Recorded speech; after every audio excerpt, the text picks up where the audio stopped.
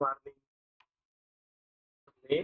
पिछले video lecture में कोई रैखिक समीकरण युग्म है तो उसके हल को निकाले बिना उसके हल किस प्रकार के हैं, उनकी प्रकृति क्या है, ये हमने निकालना सीखा था। आज हम आपको एक बहुत इंटरेस्टिंग तरीके से दिखाएंगे कि जैसे इनके द्वारा जो निरूपित रेखा युग्म है वो किस प्रकार का होता है। ये हम आपको ग्राफ पेपर पर दिखाएंगे।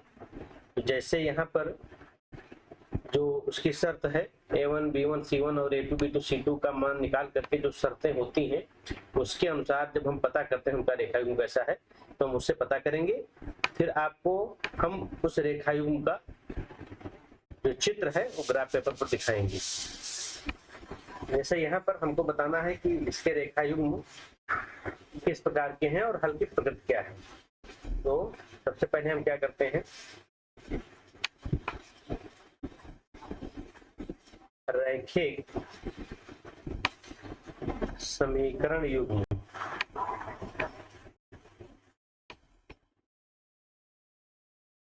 को मानक रूप में लिखने पर, देखिए वहां पर मानक रूप में नहीं है, यहाँ पर हम इसको मानक रूप में लिखेंगे तो x प्लस 2y, अब ये बराबर 1 है तो 1 इधर ले आएंगे तो -1 बराबर 0 हो जाएगा और दूसरा हो जाएगा 3x प्लस 6y माइनस 15 बराबर 0। ये हमारे समीकरण हो गए। अब हम इसकी तुलना किससे करेंगे, रैखिक समीकरण युग्म की तुलना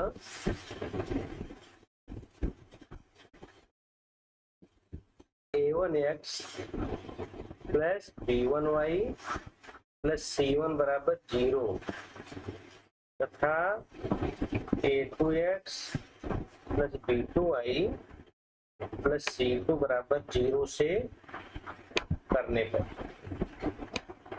तो तुलना करेंगे तो हम देखेंगे, देखिए इसकी तुलना, इस समीकरण की तुलना हम इससे करेंगे और इसकी तुलना हम एक दूसरे वाले समीकरण से करेंगे। तो मैं देख रहे हैं a1 है, a1 की यहाँ पर यहाँ कोई संख्या नहीं दिख रही है, इसका मतलब 1 है तो a1 बराबर हो गया 1। b1 की जगह पर b1y है, पहले समीकरण में b1 की जगह पर क्या है, देखिए यहाँ पर b1 की जगह पर क्या है 2 है, 2 हो जाएगा और c1 की जगह पर क्या है, यहाँ c1 है, यहाँ है -1 फिर -1 हो जाएगा और a2 की जगह पर हो जाएगा 3, b2 की जगह पर 6 और c2 की जगह पर -15।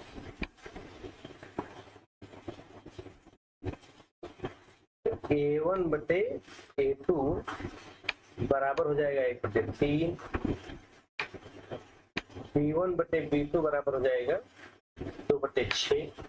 तो हमने बताया था कि हम इन दोनों के मान देखते हैं, अगर इन दोनों के मान बराबर नहीं है तो हम यहीं पर रुक जाएंगे, लेकिन अगर बराबर है तो हमको c1 बटे c2 का मान निकालने की भी आवश्यकता पड़ती है। तो हम यहाँ देख रहे हैं a1 बटे a2 का मान भी 1/3 है और b1 बटे b2 का मान भी 1/3 है, तो हम c1 बटे c2 निकालेंगे। ये -1 बटे -15 होगा, माइनस से माइनस कट गया तो 1/15 आ गया। तो हमको क्या पता चलता है, यहाँ पर यहाँ से हमको ये पता चलता है कि a1 बटे a2 का मान b1 बटे b2 के मान के बराबर है, लेकिन ये c1 बटे c2 के मान के बराबर नहीं है क्योंकि वो 1/15 आया है। तो इससे हमें ये पता चलता है कि रैखिक, ये कंडीशन हमको ये बताती है कि रैखिक समीकरण युग्म का कोई हल नहीं, कोई हल नहीं। तो अगर रेखा के बारे में पूछा जाए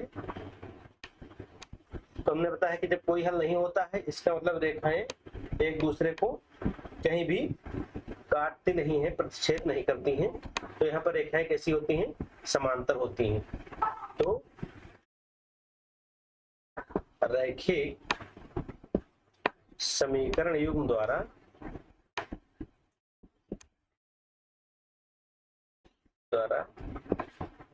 निरूपित रेखाएं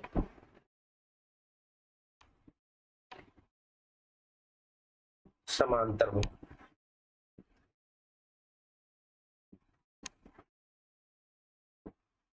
ये हमको पता चलता है। अब हम आपको क्या दिखाना चाहते हैं कि देखिए, जैसे ये तो यहाँ कैलकुलेशन से हमने इसके बारे में जान लिया, लेकिन अगर हम इसको ग्राफ पेपर पर दिखाएं तो ये रेखाएं कैसे आएंगी? जैसे दो समीकरण है, एक x + 2y = 1 और दूसरा है 3x + 6y = 15। तो इसको हम देखेंगे। देखिए यहाँ पर हमने रेखा बनाई है, ये पहला इक्वेशन है, x + 2y = 1 है। इसके द्वारा निरूपित रेखा ये है, ये जो ग्रीन वाली आपको दिख रही है। और जो दूसरा इक्वेशन है 3x + 6y = 15, उसके द्वारा निरूपित रेखा ये रेड वाली है। तो हम क्या देख रहे हैं कि दोनों रेखाएं कैसी हैं? समांतर हैं। और इन समीकरणों का हल तभी होता है जब इनके द्वारा निरूपित रेखाएं कहीं एक दूसरे को काटती हैं, तो उनका कटान बिंदु मिलता है, तभी उनका हल निकलता है।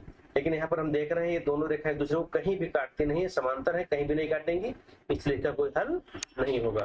तो ये हम रेखाओं के द्वारा भी जान सकते हैं इस तरह से। ये एक ऐप है जियोजेब्रा, इस पर जो कैलकुलेटर सूट इसका एक भाग है, इस पर हमने बनाया है, इसको आप देख सकते हैं।